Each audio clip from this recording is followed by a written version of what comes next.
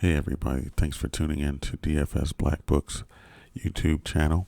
As always, like and subscribe if you're watching this video.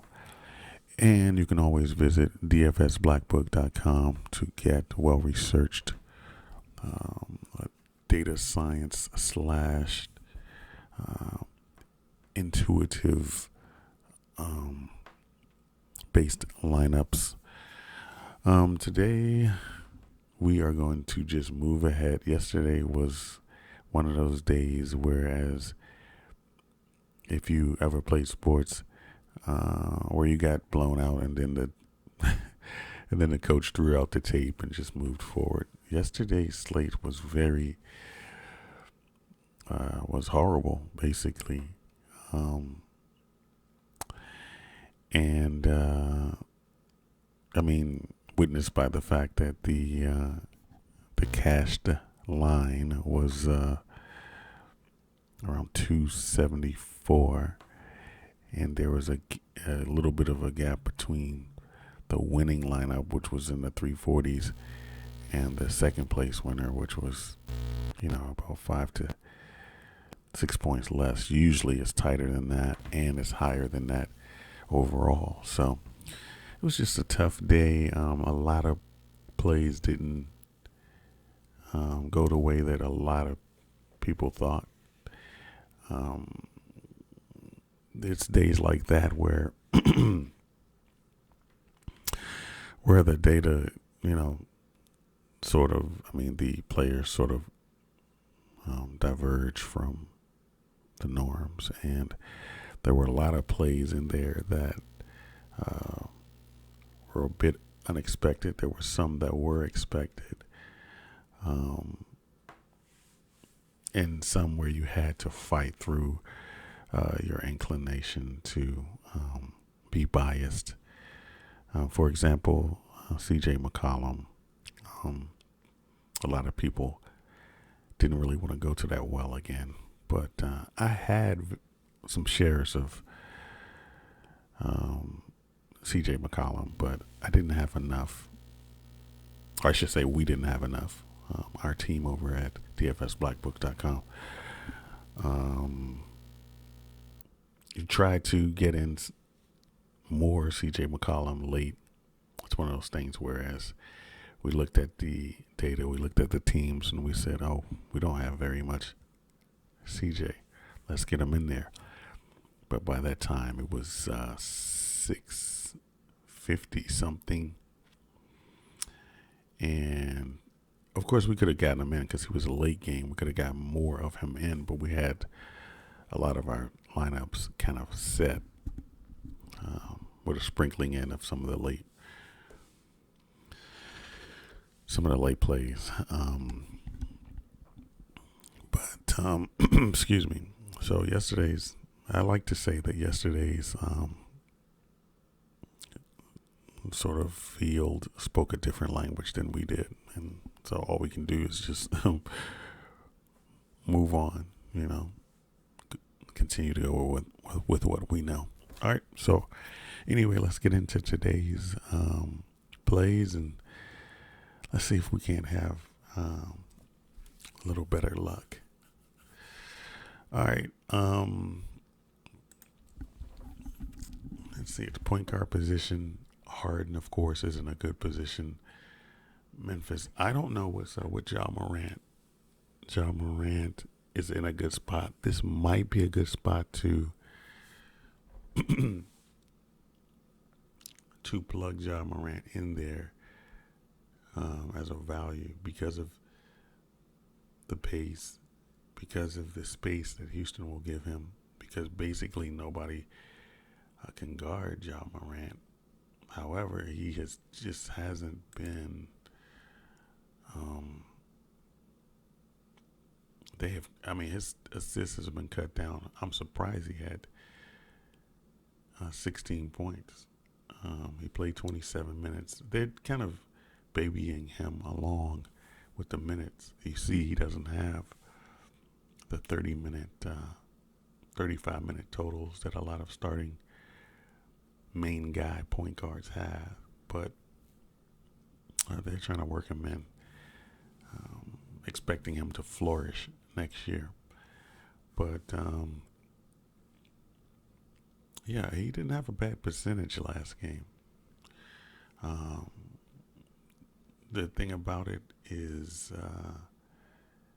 the assists. Assists are down. He's a very good assist guard. So, don't sleep on him.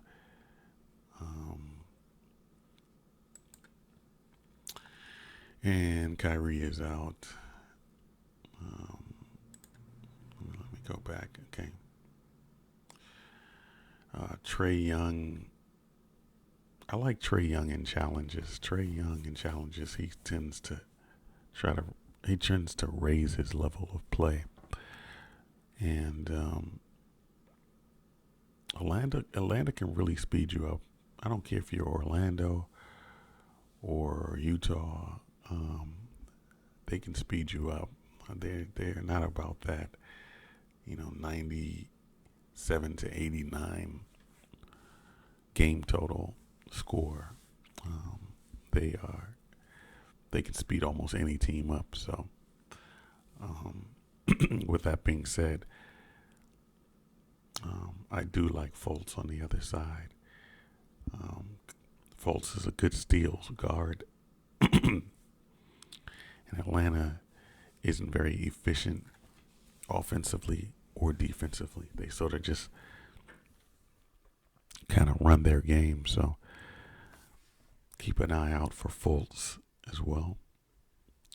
But Trae Young, again, he's going to have to do well for his team to be in it. So he may not get 70, but high 40s to 50 he can get. But I don't know if that's enough for 10-4. Unless you find some value. But, can never count Trae Young out. Luka Doncic is in a good spot.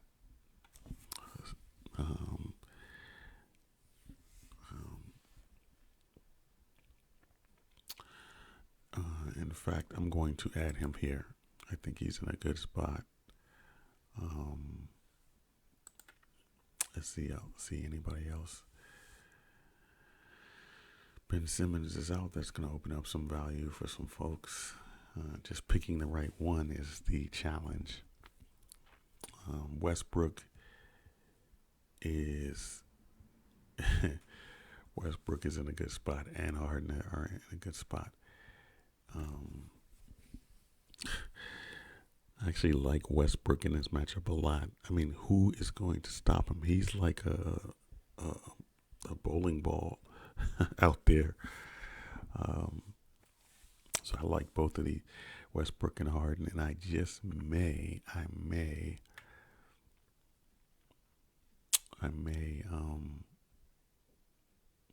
put both of them in one lineup.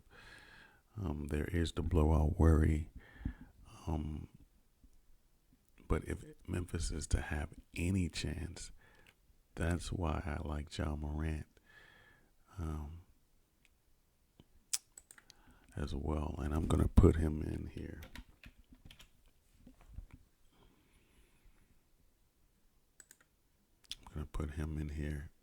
I mean, this is a tournament play. Ja Morant is a tournament play. He's going to have to get us around 40, 42 points.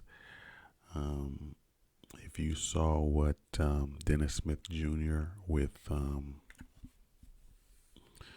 the Knicks did against Houston, he did very well. Got 40 plus fantasy points against Houston. And New York is maybe a worse team than Memphis. Ja Morant has a chance to be a good tournament player. The thing is that Dennis Smith Jr. had two of the other point guards out. Ja Morant is, getting 27 minutes, and he's splitting time with the likes of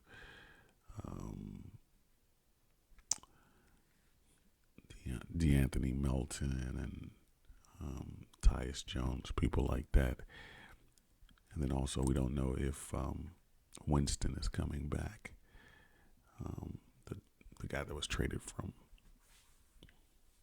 from Miami. All right, so so Ja Morant. If you want to make it more of a cash play right here, you can put in Karis LeVert. Put him in at the guard spot, or wherever you can fit him in. So for cash, you can put in LeVert. For tournament,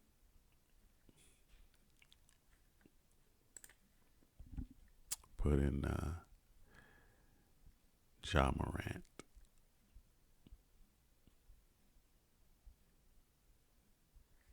Look at that. He's becoming more and more of a value, but 7,100 is still a risky play. But risky plays is what wins tournaments. Just look at yesterday. Yesterday, you know what happened yesterday was interesting.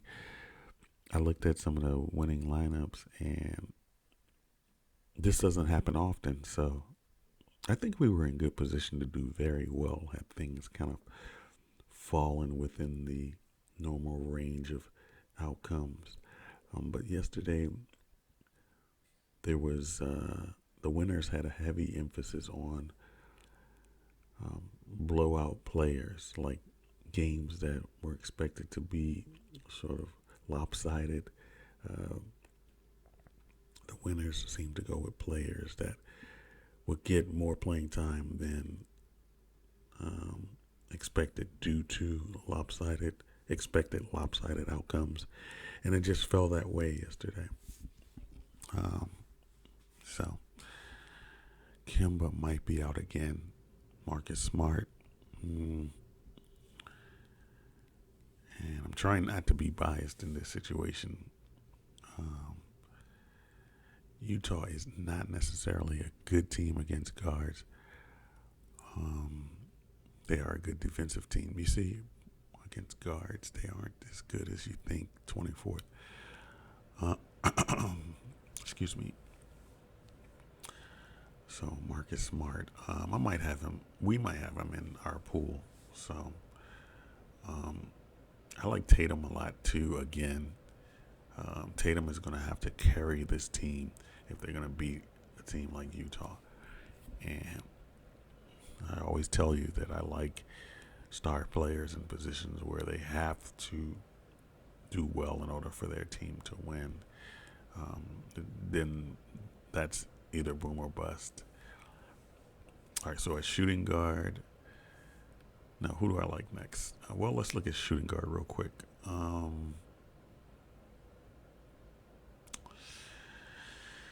Like Dinwiddie, guards against Washington still do very well. I like Booker. Rubio went off last game, which was highly unexpected. The only explanation I have for Rubio going off is him getting revenge against Utah because Phoenix, first of all, Phoenix beat Utah. Second of all, Rubio went off. And Phoenix does not give a lot of double assists games. And Rubio did just that. And that was sort of out of nowhere for us in our models. But I expect Booker to do to try to do well in this game, and that's all you can ask. And again, he's a star player against a good team. It's boom or bust. So this is it. Booker would definitely be a tournament play for sure. Donovan Mitchell.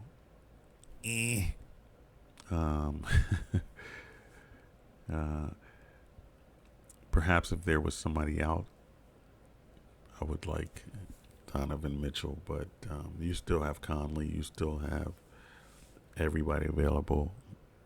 Bogdanovich, You don't necessarily need Mitchell to do well for the team to do well or beat Boston. So I might not have many shares of him. You got DeRozan. It doesn't jump out at me. Anybody else?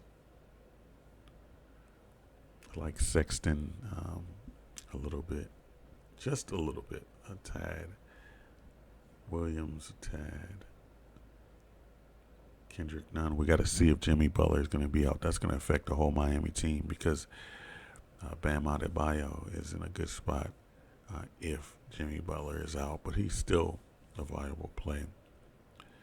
R.J. Barrett, I like him a bit, especially if a bunch of the point guards are out, which happened last game, and he did. He acquitted himself very well. Fournier, like I said before, shooters against Atlanta tend to do well. He's a shooter. The only thing I don't like about him is he doesn't have a lot in the peripheral range. Fultz, as I said earlier, might be a good bet. Rozier, maybe yesterday, Rozier, who had a chance to really have a good game because Devontae Graham was out. He and Malik Monk just got shut down. They got muzzled. Didn't play well at all.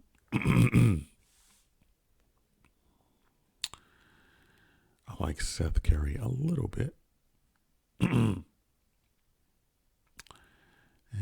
that's about it for shooting guard.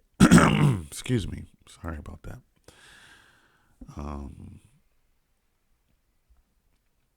Who else do we like? I like Kawhi Leonard a lot. He has a chance to really stuff the stat sheet in his game. Excuse me. Even though if Paul George can get his minutes, I like him as well. But 21 minutes isn't going to get it.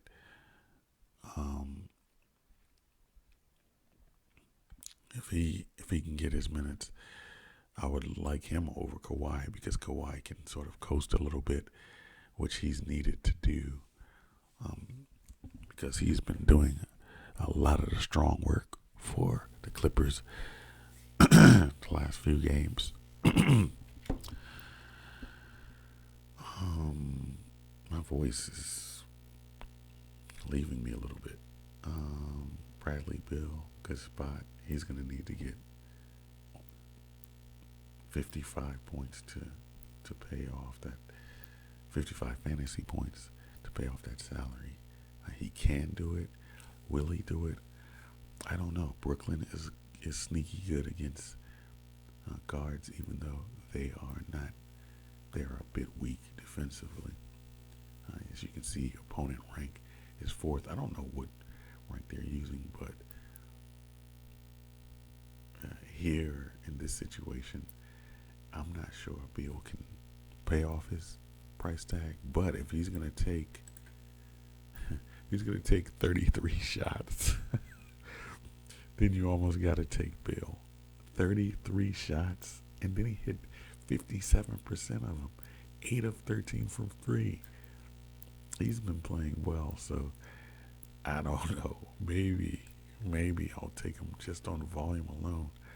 33 shots. Are you kidding me? Tatum, I like him. As I said earlier, he's gonna need to play well to keep up the winning for Boston.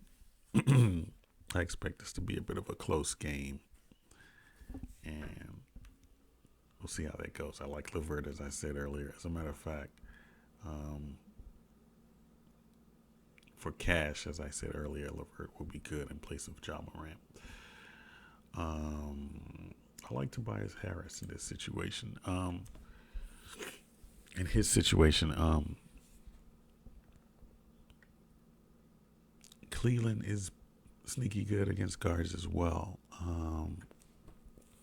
Unless you're a guard that is multi-dimensional, like you get a high number of assists or rebounds. If you're that type of guard, you can do well against Cleveland. But if you're not, then I'm not so high on guards against Cleveland. I do like small forwards against small forwards and power forwards against Cleveland, and I just think Tobias Harris, especially with Ben Simmons out, has a chance to do well again. Is there anybody else on this small forward list? Oubre is out. That's something to keep an eye on. That's something to keep an eye on. So good. I was talking about Devin Booker earlier. They're going to need him even more. So I like Devin Booker a little bit more because of that. That's good to know. Kelly Oubre is out. Bogdanovich, if he's going to get his 30 points, if he's going to get his 35 fantasy points, Boston is a good team to do it against. They're a little bit lax on small forwards and shooting guards, and their pace isn't as such that he'll be, sort of run out of the rotation. So Robert Covington is in a great spot. He just does a little bit of everything, and because Memphis is inefficient, I think he has an opportunity to get to cover his price tag for sure. Miles Bridges, if Devontae Graham is out, might be a good spot for him, but I'd still be lukewarm on him. Fournier, as I said, shooters against Atlanta, so he's somebody you can put in your pool for sure. Jay Crowder. Jay Crowder is just a tough guy, and against Minnesota, I think he can do well. But if Jimmy Butler is out, that's when I'd use him, because he would need about 32, 33 points to pay off his fantasy points to pay off his price tag, and he does enough where he can do that. So keep an eye on the Jimmy Butler news for sure. Terrence Ross, and we want to take a flyer on him. He seems like he's been doing well lately. 27 minutes, 36 points. I'm surprised he got 8 rebounds last game, because he's not really a high peripheral guy. But if he's going to do that, then, and he has a chance to do that because Atlanta's not the best rebounding team. 5,400. We'll see. If somebody was out, I would really love Terrence Ross, but 5,400 is one of those no man's land spots where he's not really a value. I don't know. Duncan Robinson has been playing well, double figures in the last few games at least.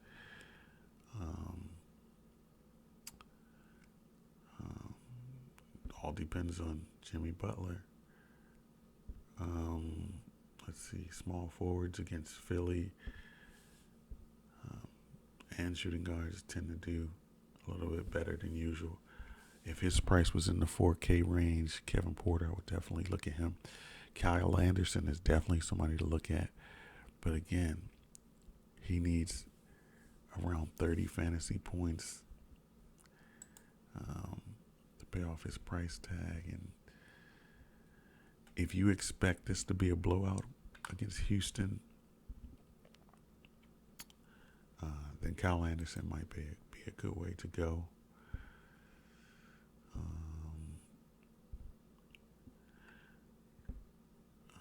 Let's see. Taurean Prince. Taurean Prince is an enigma to us. He just is. I mean, we never know because they have so many guard type players on Brooklyn. You have Taurean Prince, you have Joe Harris, you have Garrett Temple, you have Dinwiddie, you have LeVert. Then you have guys on the bench that are more in that range. They have players that are all the same size, height. So 4,600 might be a good price, though. It might be a good price because he need to get around 25 fantasy points to pay off his price tag. So Taurean Prince, I might put him in the value pool, maybe. But I'm not going to go through everybody. But I am going to go with a value here in Josh Jackson. Josh Jackson is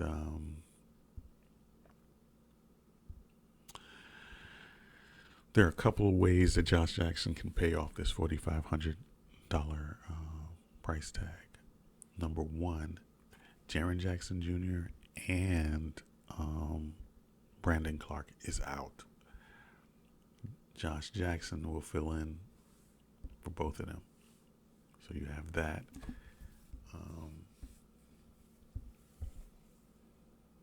To pivot, now I might not have a lot of Josh Jackson personally. I might have a few shares of him because of what I just said. But to pivot, I might have Kyle Anderson in as a pivot. But I like Josh Jackson. 25 minutes, 12 shots. I like that. 26. If he can get us 26 this time, I'd like that would do well. That would pay off his price tag. And he's going against Houston.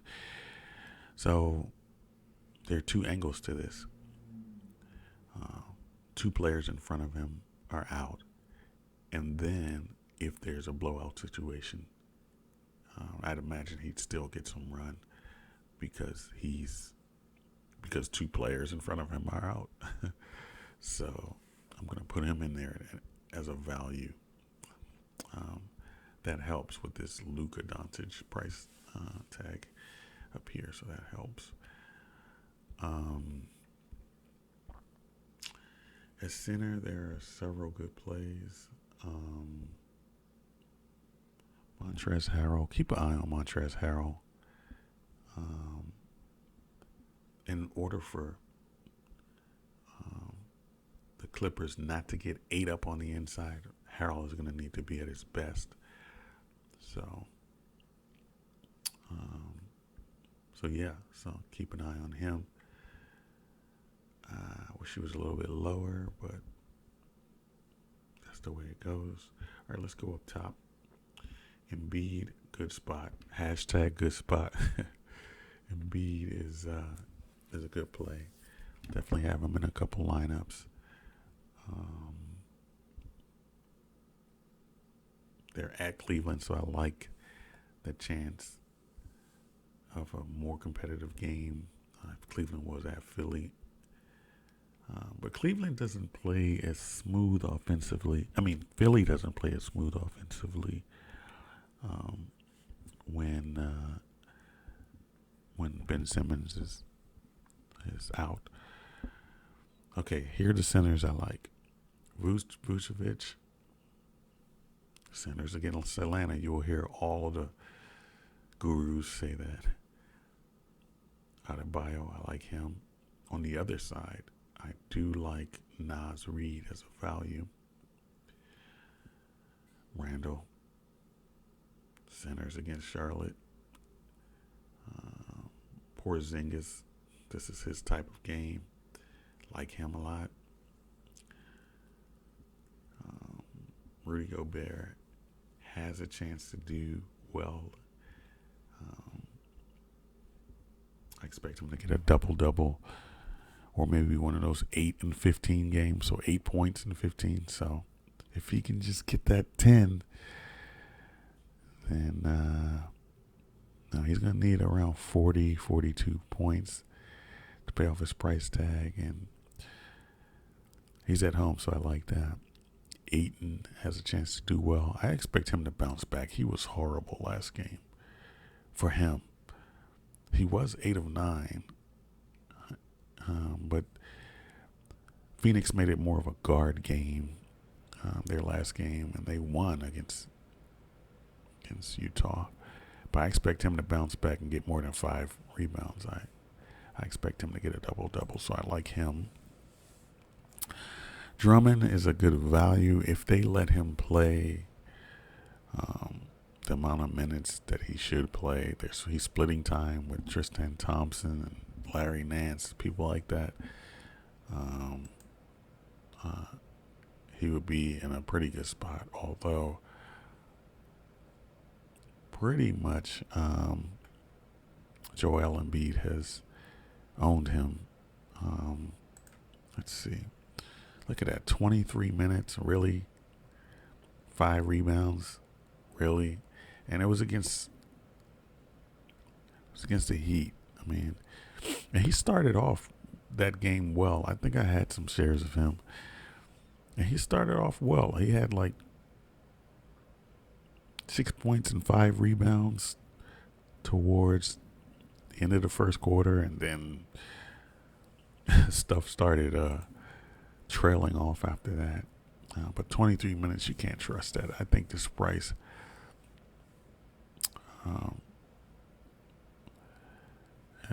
you can't trust it even at this price, which is low for him. I like Valanciunas. I don't know if he's going to get run out of the rotation because Houston is fast-paced. But again, Memphis is fast-paced too. And he's been doing well with that. But lately, he hasn't been doing 2 for 10. I can't expect that, especially against. I can't expect that every game, 2 for 10. He's a higher percentage guy than that.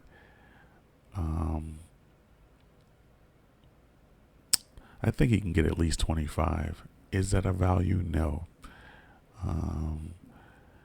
Houston is weak at the center position. However, they're around top 10. I kind of figured that.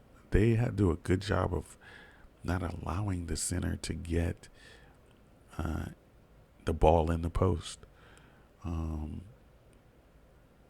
So, I don't know. I have to think about Valanciunas. All right, but this video is getting along. So that's all the players. Now we get into the guard forward utilities. So who else am I going to add? There's a center. There's Naz Reid. I think Jared Allen is a value here. 5,300. Are you kidding me? If he can give me 30, that's who I like. That's who we like at DFSBlackbook.com. Jared Allen, like that. Washington again on the interior is not the best team.